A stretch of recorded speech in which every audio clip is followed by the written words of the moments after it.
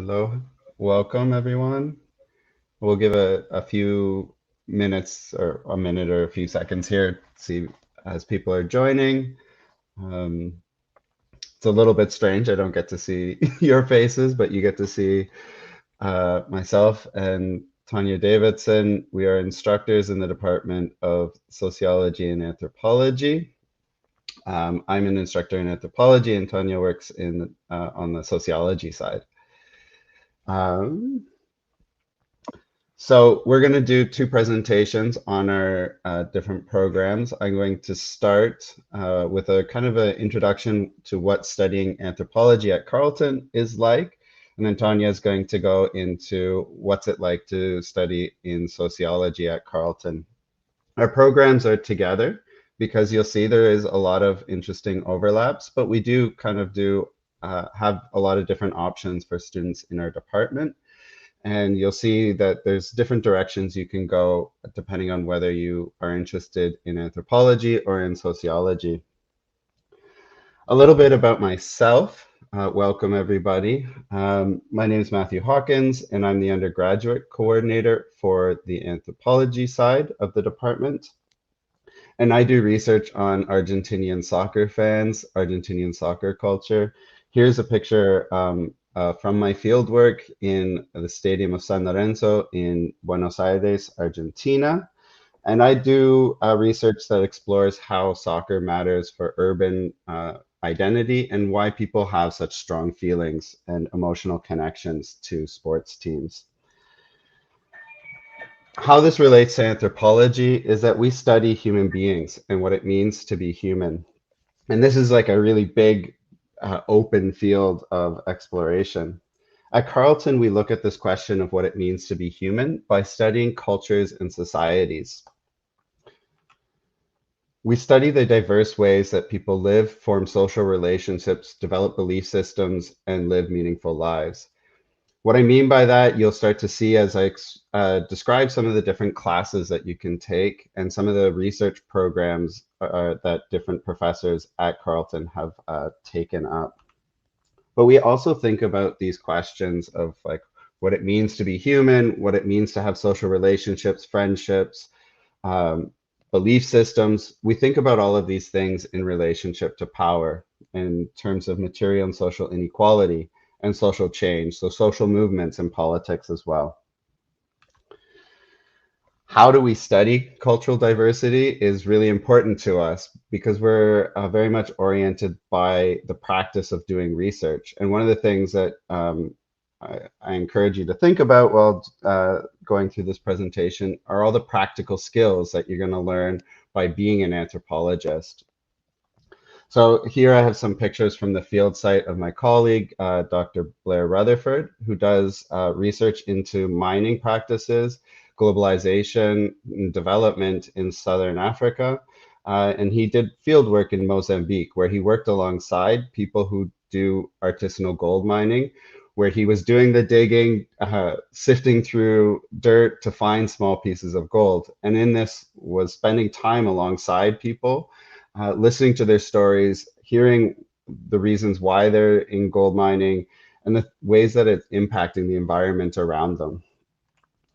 Doing this kind of work is called ethnographic fieldwork, and it's the main way in which most anthropologists who do social cultural anthropology do research. What does ethnographic research mean? It means interacting with people in their day-to-day lives, participating in the things that they're doing, exploring how they understand their own worlds and how they place the actions that they're doing in relationship to what's happening around them. We call this participant observation. Learning and practicing how to do this kind of research is a really important part of our program, and we spend a lot of time in different classes exploring how different ethnographies were done and trying to teach students how to practice some of these skills themselves. So getting engaged in doing small research activities, and you'll see by your fourth year, the opportunity to get really involved and do your own independent research project. What's going to happen to you while you're in an anthropology program? Well, first thing is you're going to take the Introduction to Anthropology or Issues in Anthropology. I teach the class Introduction to Anthropology. It's a really big class of many different students, and you'll get to work with one of our teaching assistants who is a graduate student in a smaller seminar classroom. You'll learn a little bit about the basics of anthropology, get exposed to all the different kinds of subfields that are in anthropology, and what kinds of things are going on in the discipline. Then in your second year, you'll start to get much more. Also in your first year, you get to take a lot of different classes, expose yourself to a lot of different disciplines. You'll take probably Tanya's class, Introduction to Sociology, and you'll probably explore a couple of different interests that you have. In your second year, you'll get a lot more exposure to anthropology and ethnography, and you'll take a class with Vivian Selena, and she'll talk to you about the foundations of anthropology, going into some of the history, some of its problematic history, and also exploring contemporary ethnographies. And you might hear about her own research with Sahrawi refugees who live in Algeria and some of the political struggles that they have had to for sovereignty and national rights. You also get to take in your second year classes that focus in specific regions of the world. So you may take a class in race and racism in the Americas, so learning about different racialization systems in the from the United States to in Canada to South America. You might explore religion and politics in the Middle East, learning a little bit about Lebanon and the ways in which different religious organizations influence the political structure of Lebanon. You may learn a little bit about middle class culture in North America, learning about how skiing in New England relates to consumption practices and the ways in which people identify with their social class. And you may hear more about social and political movements in Africa. In your third and fourth year, you'll take some of these like regional focuses where you've learned about things like politics, uh, culture, society, developing concepts of gender, and you'll start to focus a little bit more in your classwork. And you'll be able to take things like ecology, environment, and relationships to non-humans. So a friend and colleague of mine researches bears in Alaska and how humans form relationships with bears and how bears are shaped by the relationship they have with tourists and how tourists are then also shaping the worlds that they live in through the relationship with these bears. So it's super interesting work that you can hear about and explore in your own research. Maybe you're interested in medical anthropology, healing, and living well. So you'll hear a little bit more about the different ways in which people think about good living in the world. What does it mean to live a healthy life? And some of the struggles that have been going on. And you can maybe relate some of the knowledge that you would learn about in this class to situations of long-term care facilities and COVID in contemporary Canadian society as well. You may take a class with me about sport, the body, and physical activity, where we learn about why sport has become such a massive cultural phenomenon around the world, some of the big political implications of this, but also focusing a little bit on the body and why we think so much about physical activity and mental health and the relationships that are going on there. We have courses in globalization, development, economic anthropology. I'm just going to go through some of the long different ways, and just to give you a sense that the department and the courses and the interests that exist in anthropology are very diverse and really open up a lot of different opportunities. There's courses on language, so Inuktitut and its relationship to other linguistic communities and the North.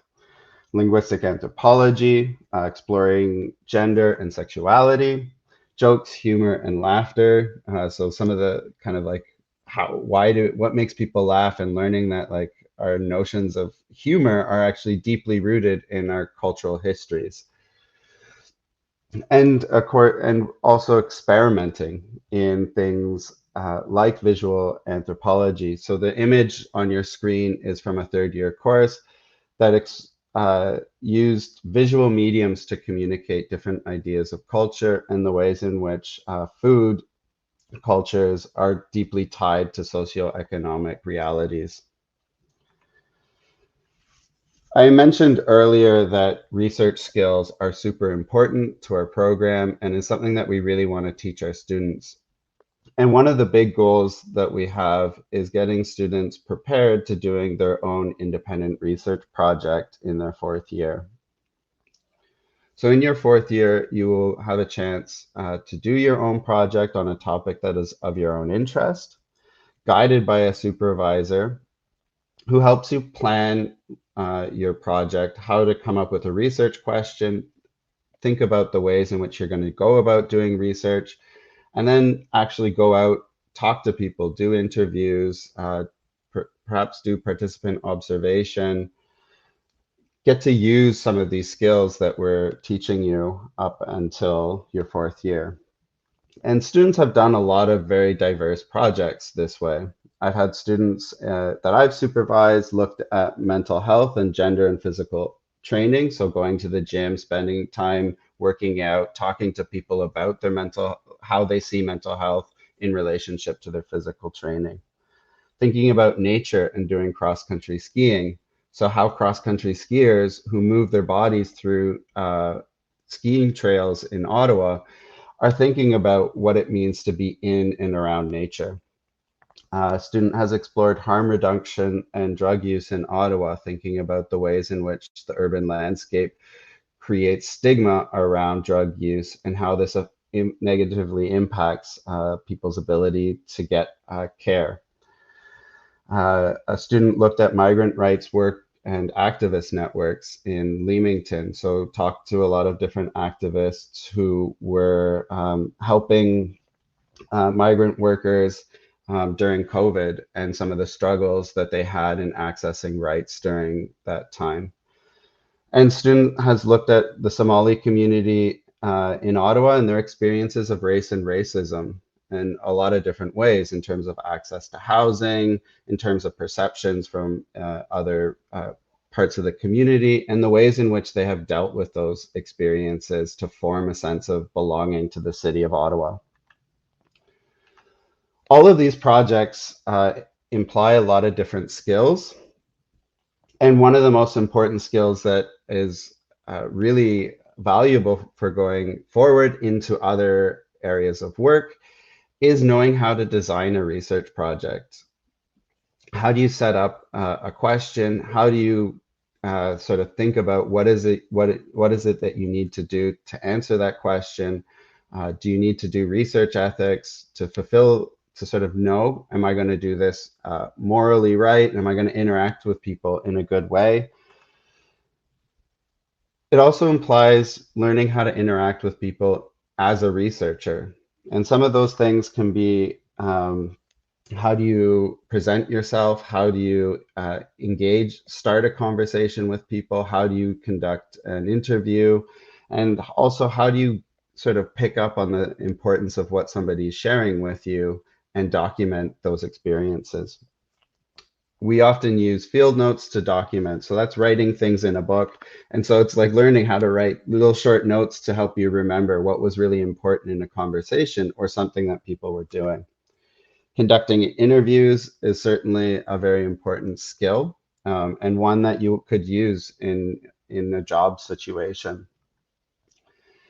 We're also increasingly learning that social media is super important as a site of culture, where you share a lot of important ideas with each other and where people are increasingly living a large part of their life. And so how do you use what people are posting on TikTok to learn more about a cultural activity that's going on in the world? That's something that we teach students to do. And all of this data that you collect, you have to be able to sift through it, thinking about like what's important, what's the connections, how do I put these pieces together?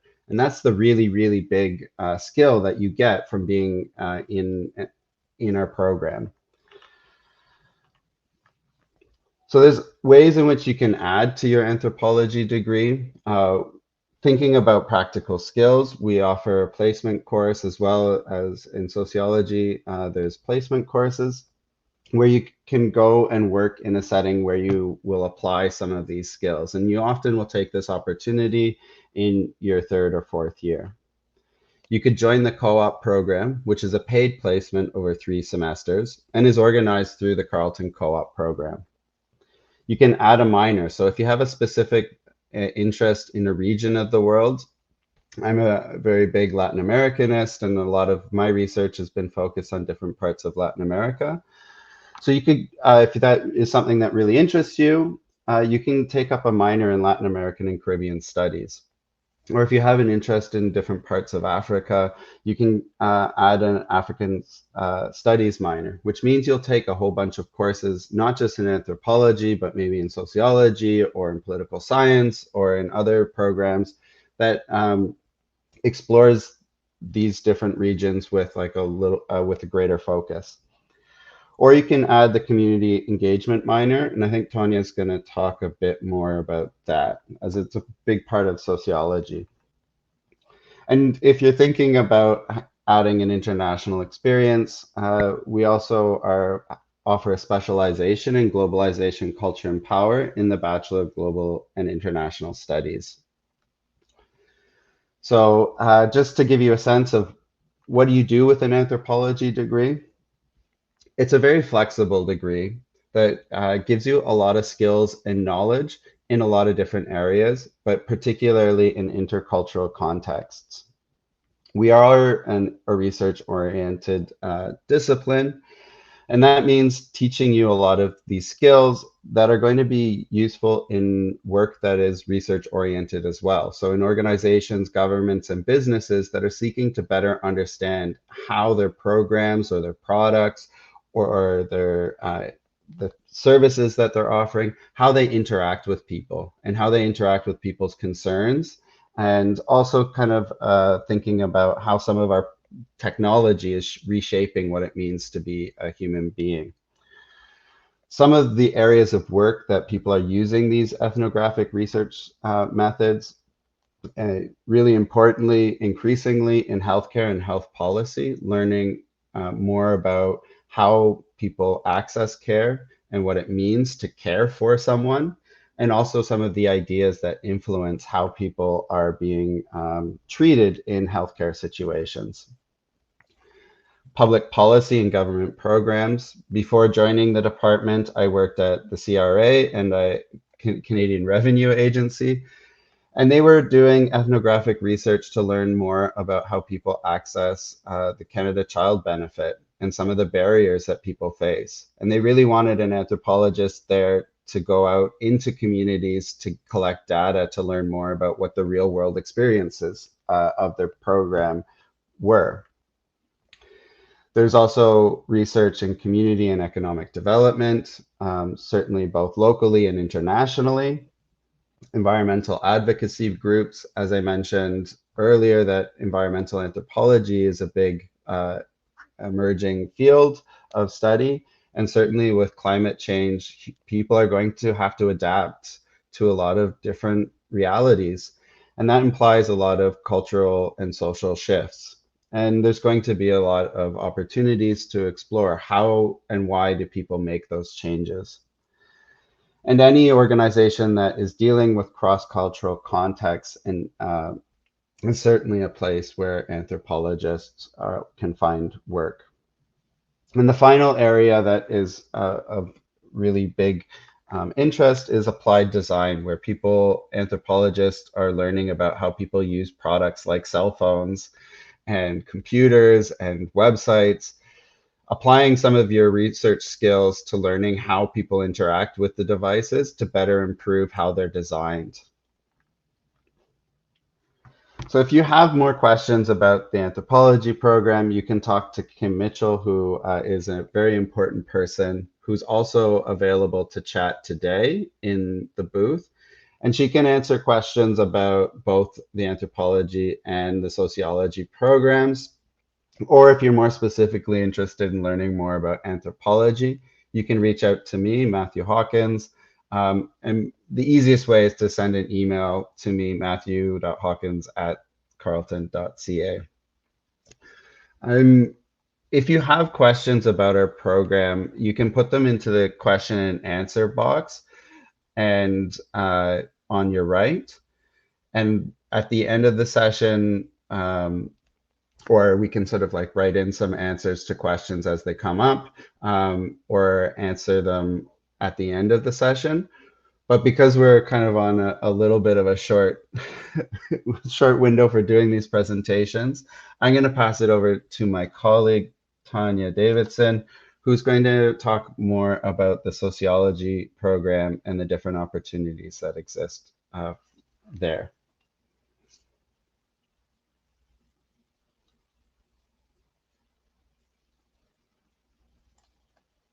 You got to unmute.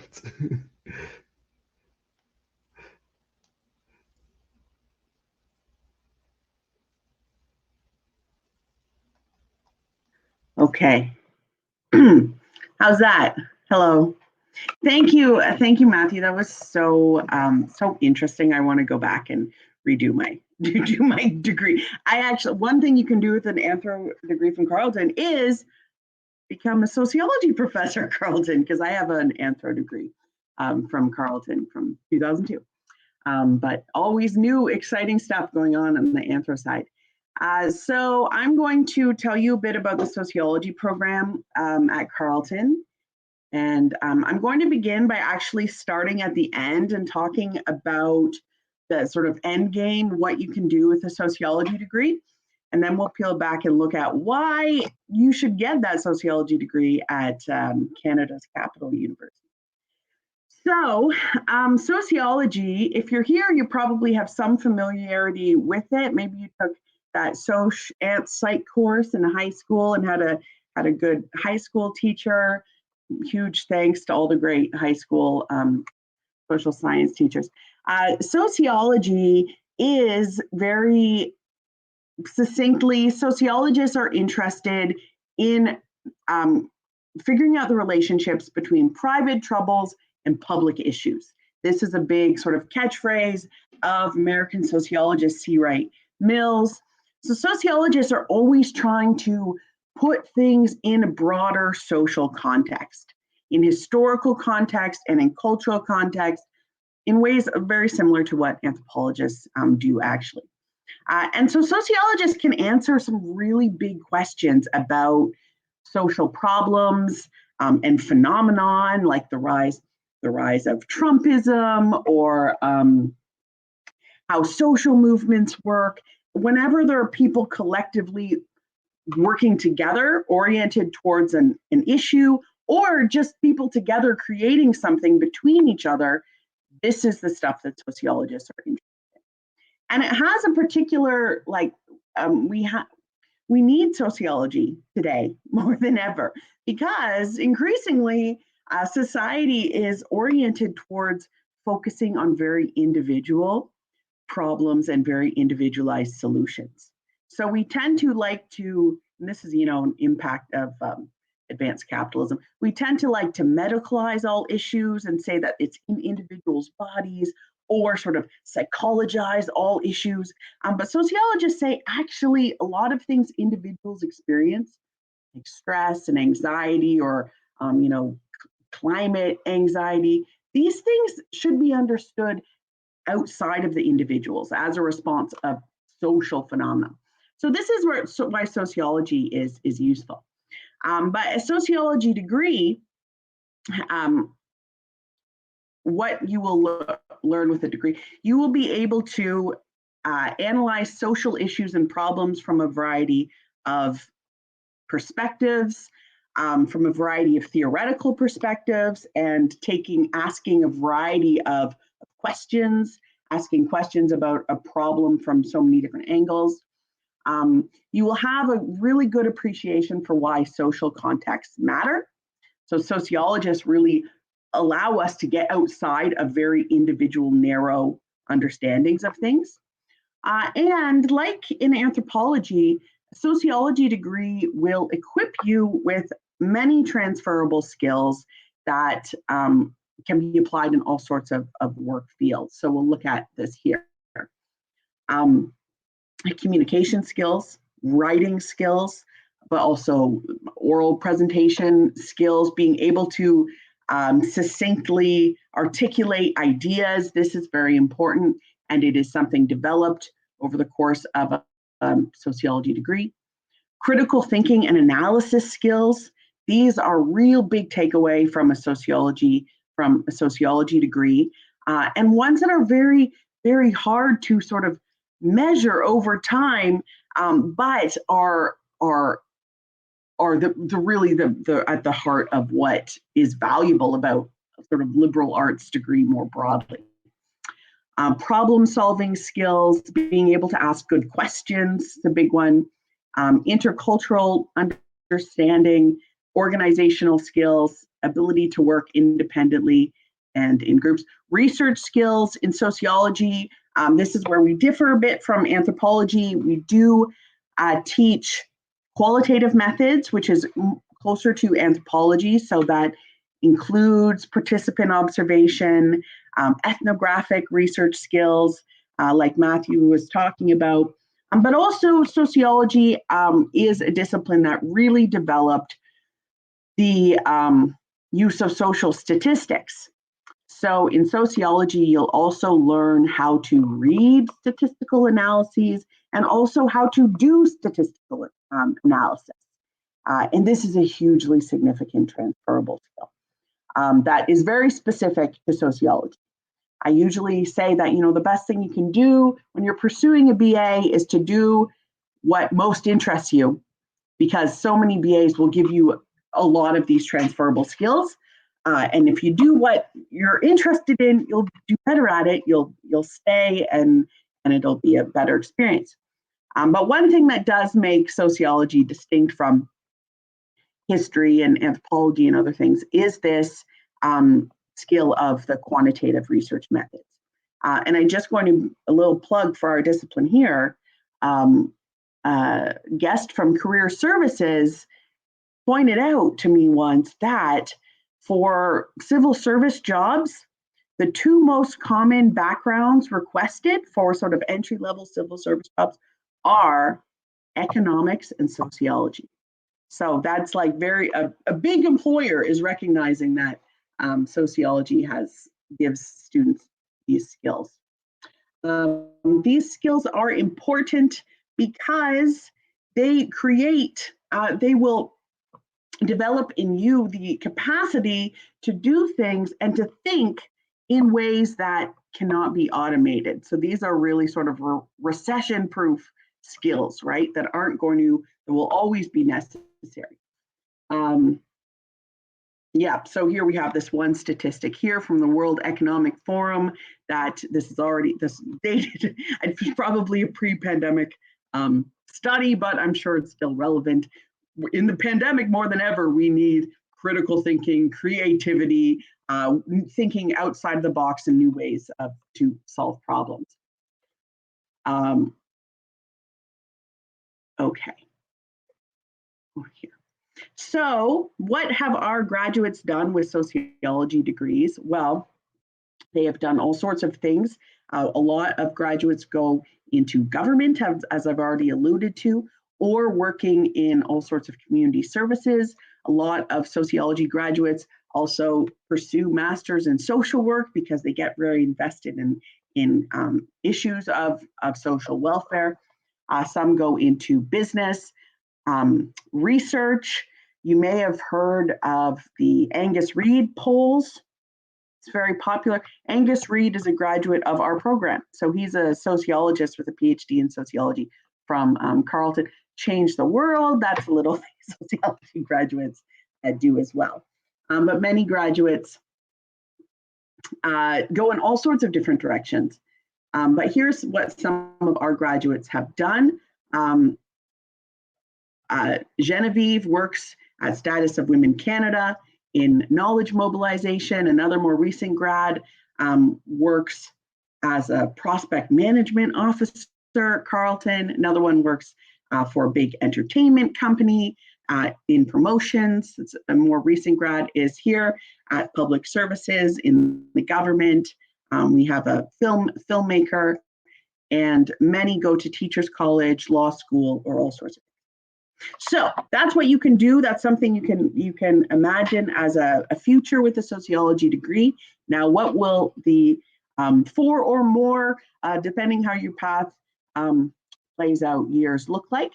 I'll give you a little preview. In your first year, like in anthropology, you will be in an intro sociology class with either me or one of 2 colleagues. These are generally big classes, but in sociology and anthropology department, we invest resources in having good small tutorials to complement the large classes. And so they are just fine. I mean, I teach them all the time and I think they're great.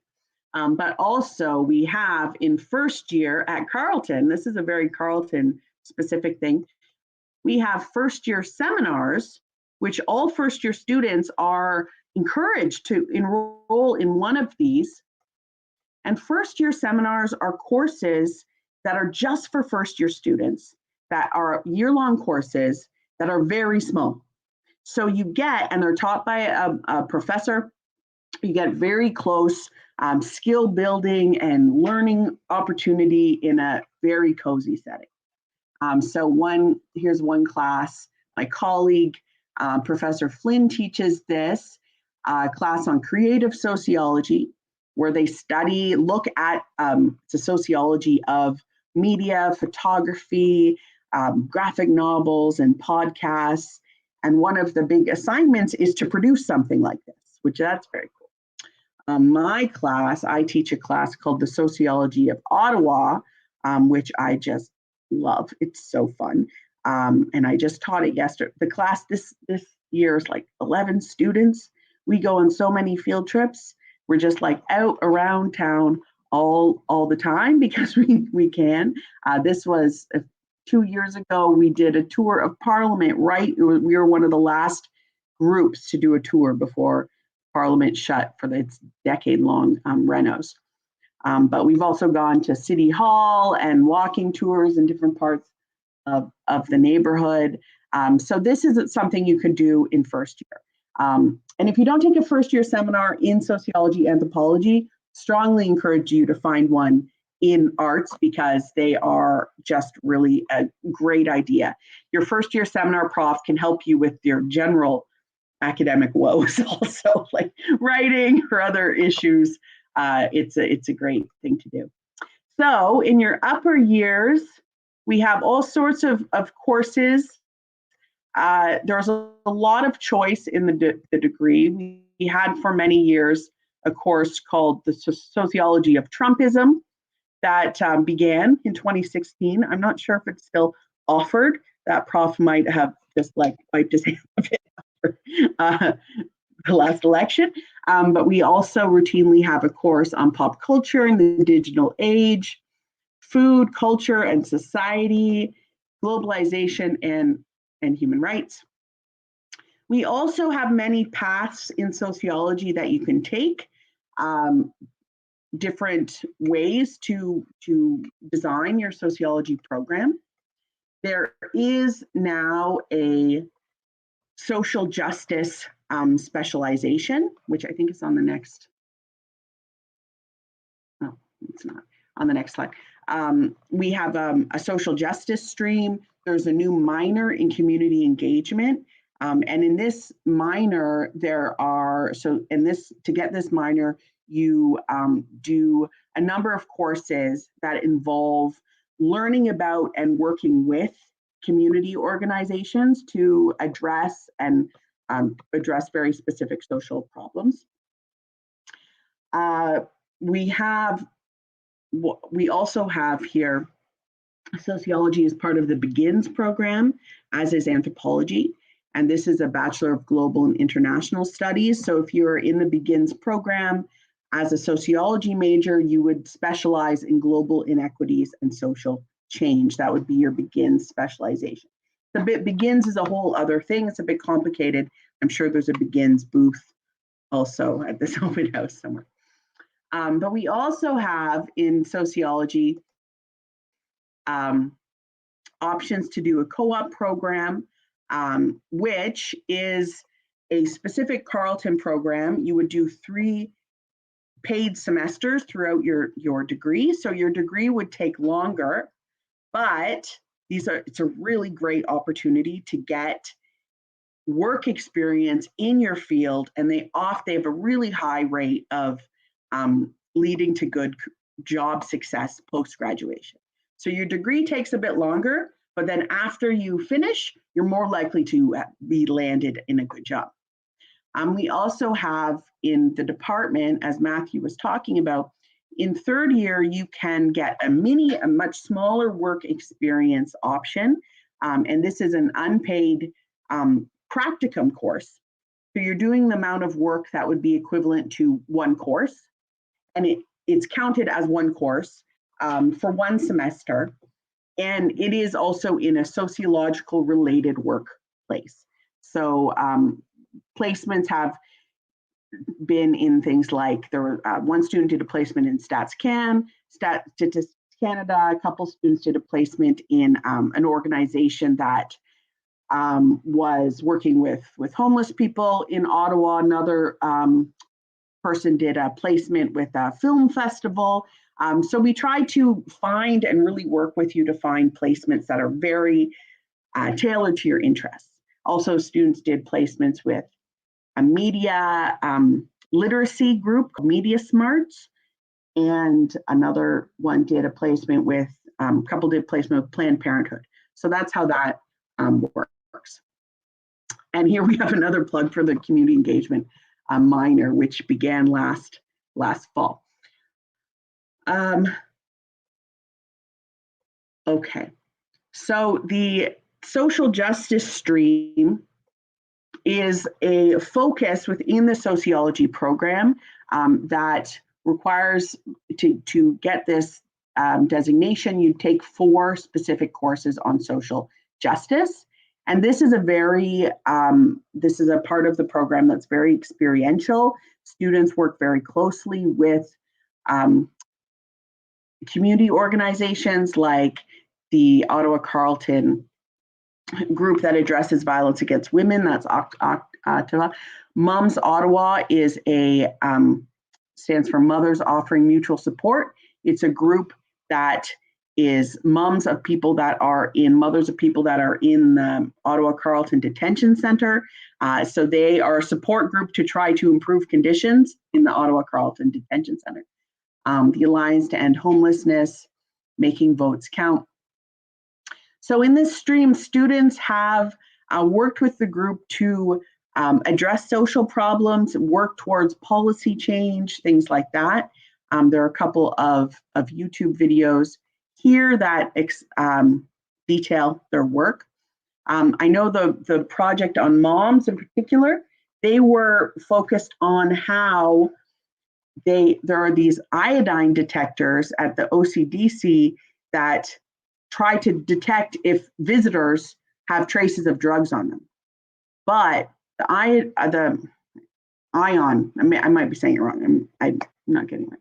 But the detectors are super faulty, and they're over, what's the word? So too many false positives. So this is really hurting people that are trying to visit people in the OCDC. So they're trying to address that. Also, they've done a big campaign on how expensive it is to make phone calls from the OCDC. So around the Bell Let's Talk Day, students in these classes were saying, hey, let's talk about how much Bell is charging people that are incarcerated at OCDC to make phone calls out. So those are some of the issues and things that are done in this social justice stream. Another example of this that's related is we have this podcast series called Collect Calls that some of our students are associated with, and it is all about conditions in the OCDC. So I just discovered it. That's very cool. Okay, so in that program, the social justice stream, here are the courses that you would take. You can see that there: social justice and action, foundations in social justice, class on social movements, and community engaged sociology is the one that's doing the projects I just mentioned. I'm just going to talk briefly. I think I just have a few minutes left about our department culture, and I think this encapsulates all of sociology and anthropology, right? What I'm talking about next, Matthew. Um, so we have a lot of fun things in our department. This is these are some of them. We routinely have talks, faculty chats, which are public talks that our students are invited to. We also have a transitions mentorship program for first year students working with senior sociology students. We have other speaker series, research in progress speaker series. For undergraduate students, there are essay contests. There was a podcast contest one year. There is a profs versus students trivia night every January, and Are You Smarter Than the Prof? Quiz game. I'll give you just a spoiler. The students always win. It's just very embarrassing. How does that work? I know. So here's an example. We've got our anthropology professor, Danielle, here chatting with some students in our grad. We also have a very active sociology and anthropology student association, SASA, which we just love. Oh, here's an example of a fact chat that happened recently. Sorry for the bad image. We had a public talk featuring 5 faculty talking all about the pandemic, slicing it from different sociological and anthropological angles. More about our culture. Here are some other examples of a couple talks. This one was there was a talk on the sociology of smartphones. We also have a departmental podcast called The Department, very on the nose name, so you can look that up on your Spotify, with episodes on student life. There was an episode that I was on recently talking about my latest book, and that was very fun. So we have that. And here is a little PR for SASA. They do a lot of things, the mentoring program, but also a whole bunch of social events when things were live, Halloween pumpkin carving and holiday parties, and a lot of things going on. And my last thing I'm going to just say is that the sociology department is a very old and the sociology program is a very old and well-established program. It just celebrated its 50th anniversary. One of the leading and earliest Canadian sociologists, John Porter, he was the first sociologist to teach at Carleton, and he's quite a prominent figure in Canadian sociology. Faculty do work on all sorts of things here: citizenship, DNA, crime. Our colleague Kelly just published a children's book. She's a disability scholar. Images of crime and policing, living ethically, sociology of childhood, all that stuff. So I'm going to end right now. I'm not the undergrad coordinator in sociology. It is my colleague, Amina. Her contact's there. Or you can contact Professor Flynn, and also Kim Mitchell, as Matthew said. She is the font of all knowledge. So I think we've maybe 1 minute. I am done now. Are there anything going on in chat, Matthew?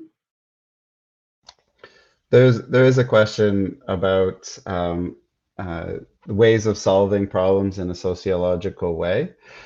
I think we might be at the end of time, but I would encourage Amal to reach out. I'm sure that Tonya and other people have like lots of really interesting responses to that. So send an email, and you'll find that any professor at Carleton is really interested in chatting and talking to you. Yeah. So thank you everyone for attending the session. If you want to drop in at their booth, you can and ask more questions. There's a student, Jenny, and Kim Mitchell as well to answer any questions about our programs there. I hope you have a lovely day and thank you for dropping into our presentation. Yeah, cool. Bye.